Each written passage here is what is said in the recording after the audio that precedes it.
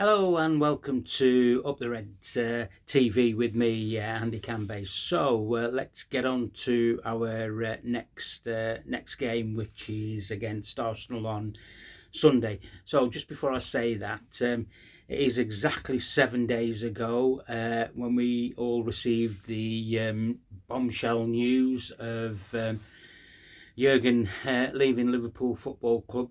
Since then, I've already made my comments on that last week, so I don't want to go over old ground. But since that time, we've played two games, FA Cup game and a league game. Now, if you watch both of those games, if you thought that we were going to be on a downward spiral, you've got another thing coming. I think the players have galvanised themselves a bit more, and they've sort of in a way put their arms around the gaffer and said, right, we're going to do it for you between now and the end of the season. And you could see in those two games, 9 goals scored, three conceded. So but yeah, so it's all good news on that front. So let's get down to the nitty-gritty of the game against Arsenal.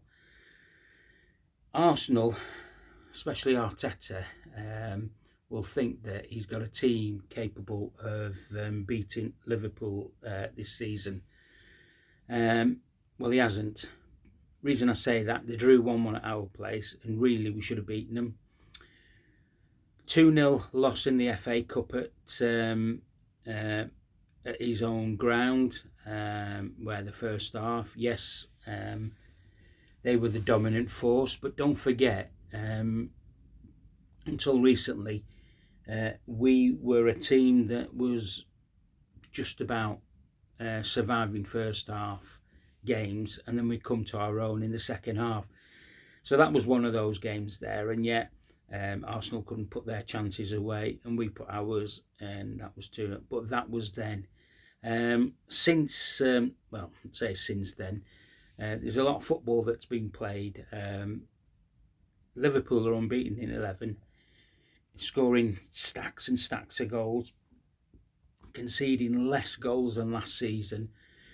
So it's really, really good. And just like any other team, we've had our injuries, but we've had players that have walked straight into the team and picked up the mantle where the player who got injured was not playing. So that is all good for us. So Arsenal, especially Arteta, thinks it's going to be 3 points to his team on Sunday. I beg to differ. I think we'll get the 3 points because we are the team in momentum.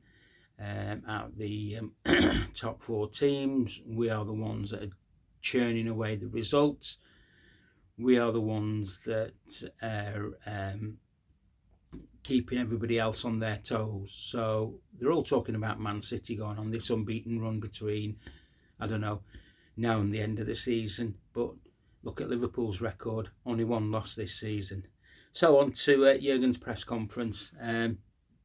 Absolutely. Do you know what? For the first time, I thought the journos asked some sensible questions and they got sensible answers from the big man. The question about, you have a bit of a headache now, selection headache. Jurgen said, no, I don't have a headache. I have a luxury that I've not had all season. Players have come back. The squad is near enough fully fit. Obviously Darwin has a bit of an issue with his foot. He's probably that sore. He had that many shots against Chelsea. He couldn't put one away, so his foot just needs a rest. But he might be even on the bench. Who knows? He wasn't involved in the training today, but he was in the gym. So yeah, let's see how that one goes. And obviously Mo will be back shortly. Looks like Thiago's going to be back. Robbo's obviously back already. Trent's back. So the squad is looking really, really, really good. Just talking about the squad, I saw today that Joey Gomez, he is the longest serving Red in the squad. which is amazing, really. And he's having a stellar season. A player that's undroppable at the moment. You have to keep on going with what's working for you, and not to sort of like rock the apple cart too much. Likewise, again on the opposite side, people have saying, you know, should Connor Bradley keep his position? It's a no-brainer, really. Yeah, there's nothing wrong with the defence. The defence is solid, with those four across, Ibu, Verge, and I'm sure that that Alisson is so happy what he's seen in front of him defensive-wise, because less and less work to do for him. He was a busy keeper at the early part of the season. He's now not, so everything bodes well for that one. Trent made his, was it 300th appearance when he came on against Chelsea midweek? Wow. The boy from West Derby, from the academy, that is just fantastic. Apparently there is a video out on LFC TV. It might be on YouTube. It's only a 3-minute video. Go and watch it. It'll have an insight on how humble Trent is in that video. And he does also mention that the first trophy he ever picked up as a Liverpool player, or medal, was the Champions League medal, and the rest is history. So yeah, everything looks well for us on Sunday. I've got no qualms about it. I think it's going to be just another game. Lots of people were thinking that Chelsea were going to go do us at Anfield. Wasn't going to happen. It didn't happen because we were out the blocks. We smothered them, and I think it's going to be the same against Arsenal. Arsenal are a bit of a dirty team. They'll be putting the tackles in, contrary to what others might think, but that's the way I see him play. So yeah, Connor Bradley hopefully should have another good game for the Reds. He's such a danger, but such a good defender as well. And Martinelli will have his work cut out, because he will not want to be chasing Connor Bradley the other way, like Raheem Sterling did against us midweek. So really, nothing really else to say other than that, you know, I think our signings this season have come up trumps for us in games, unlike Arsenal signing Declan Rice and the guy from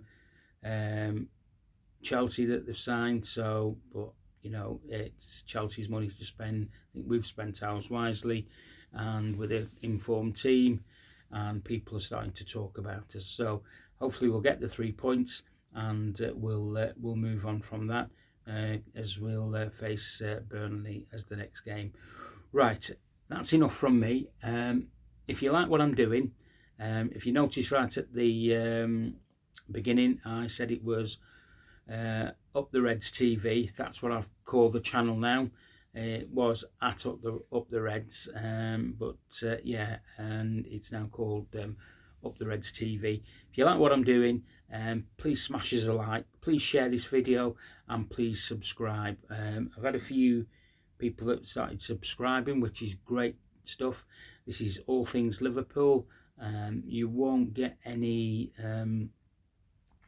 anything from me other than no sort of like articles that I've read, or it's just my opinion, and I want your opinions as well. There is a lot of stuff out there for Liverpool fans to have a look at, but I'm trying to do this a bit different, where I don't believe in the hype of journos, the likes of